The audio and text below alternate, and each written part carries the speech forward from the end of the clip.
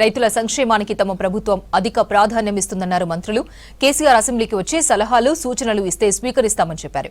మూసీ పునరుజ్జీవాన్ని అడ్డుకోవద్దని ప్రతిపక్షాలకు సూచించారు. వెలుగుమట్ల నిర్వాసితులను అన్ని విధాలా ఆదుకుంటున్నామన్నారు. ప్రజాపాలన ప్రగతి ప్రణాళికలో ప్రజా సమస్యలు పరిష్కరిస్తున్నామన్నారు మినిస్టర్స్.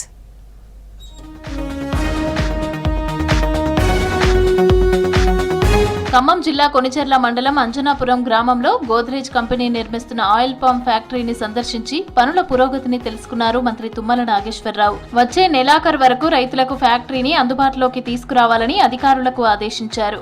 ఆయిల్ పామ్ సాగుతో రైతులకు ఆదాయం పెరుగుతుందన్నారు మంత్రి తుమ్మల. గత ప్రభుత్వంలో ఖమ్మం చుట్టుపక్కల భూ కబ్జాలు పెరిగిపోయాయన్నారు మంత్రి తుమ్మల నాగేశ్వరరావు. వెలుగుమట్ల భూదాన్ భూముల్లో మాఫియా రాజ్యం చేస్తామంటే ప్రభుత్వం చూస్తూ ఉండాలా అని ప్రశ్నించారు.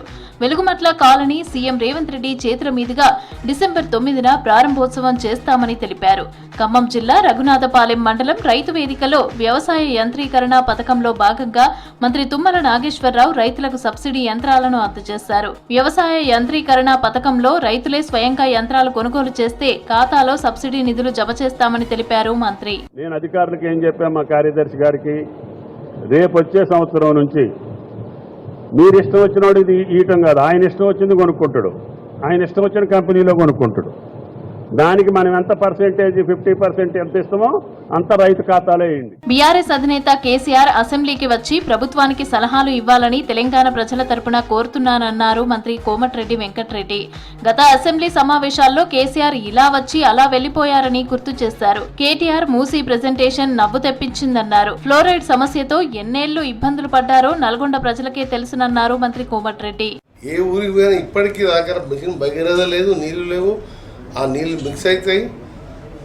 కింద ఫ్లోరైడ్, పైన హైదరాబాద్ డ్రైనేజ్ అంతా, ట్రీట్మెంట్ డ్రైనేజ్ అంతా మా నెత్తిన పడితే అక్కడ ఫార్మా ఇండస్ట్రీస్ ఒకవైపు, ఇది మేము అసలు మా 30-40 లక్షల మంది బతుకు. కార్మికులకు ఇచ్చిన హామీలను ఆలస్యమైనా అమలు చేస్తామన్నారు మంత్రి సీతక్క. కార్మికులకు ఇండ్లు మంజూరు చేస్తామని చెప్పారు.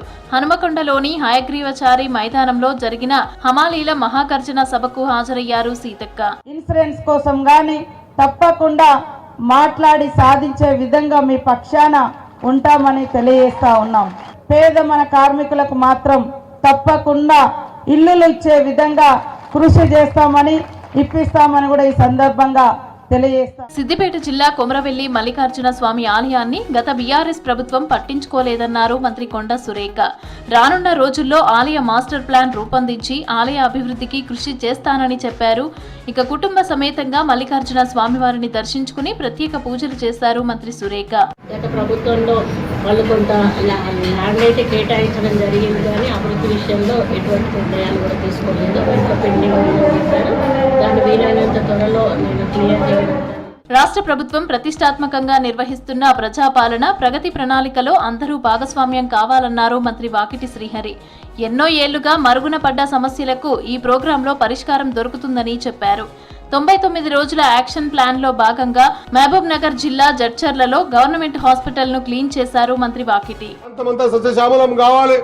ఈ ప్రాంతమంతా కూడా ఒక కోనసీమలా కావాలనే ఒక సంకల్పంతో ఆయన తీసుకున్న ఎన్నో నిర్ణయాలు, ఆ నిర్ణయాల్ని ఈ వెనక్కి పడ్డ ప్రాజెక్టుల విషయంలో కూడా ఆయనకు ఒక గట్టి ఆలోచన నిర్ణయం ఉంది. కాబట్టి ఈరోజు ఈ ల్యాండ్ డబ్బుల్ని కూడా త్వరితగతిగా పూర్తి చేస్తా ఉన్నారు. కొత్తగూడెం కార్పొరేషన్ పాల్వంచ డివిజన్ లో శ్రీనివాసగిరి వెంకటేశ్వర స్వామి కళ్యాణం ఎంతో వైభవంగా జరిగింది.